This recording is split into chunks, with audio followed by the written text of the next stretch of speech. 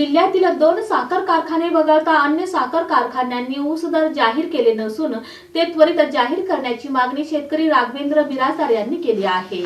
सोलापूर जिल्ह्यातील यंदाच्या हंगामात सर्व कारखाने चालू होऊन जवळजवळ 3 आठवडे झालेत। मात्र जिल्ह्यातील 2 साखर कारखान्यांचा अपवाद वगळता इतर सर्व कारखान्यांनी अद्यापही ऊस दर जाहीर केला नाही। तो तातडीने जाहीर करावा अशी मागणी शेतकरी राघवेंद्र बिराजदार यांनी पत्रकार परिषदेत केली आहे।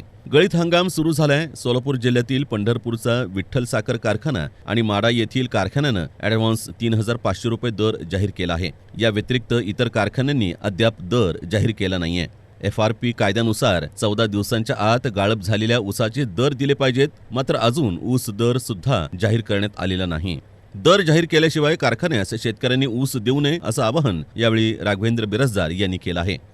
कमी दिले तर फारच अवघड होऊन बसेल, परंतु आम्ही गांधीवादी विचाराच्या धारेचे लोक असल्या कारणामुळे आम्ही कोणत्या पद्धतीचे कोणते ट्रक अडवणार नाही आणि टायर फोडणार नाही असे कोणतेही आम्ही हे करणार नाही। परंतु मला देवेंद्र साहेबांना तुमच्या माध्यमातून, तुम्ही आमचे एक चॅनल आहे, माध्यमातून मला विनंती करायचं मुख्यमंत्री साहेबांना, साहेब याच्यावरती लगेच निर्णय घ्या आणि कठोर कारवाई करा काही कारखानदारावरती, जेणेकरून त्यांनी वाचायला पाहिजे आणि आम्ही वाचायला पाहिजे।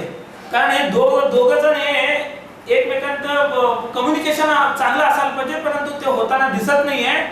म्हणून मला एक आव्हान करायचं आहे, राजकीय लोकनेत्यांना पण आव्हान करायचं आहे व कारखानदार लोकांना पण आव्हान करायचं, शेतकरी लोकांना आमच्या माध्यमातून आव्हान करायचं आहे की लगेचच तुम्ही ॲडव्हान्सेस जाहीर करा आणि ॲडव्हान्सेस लोकांना देऊन टाका।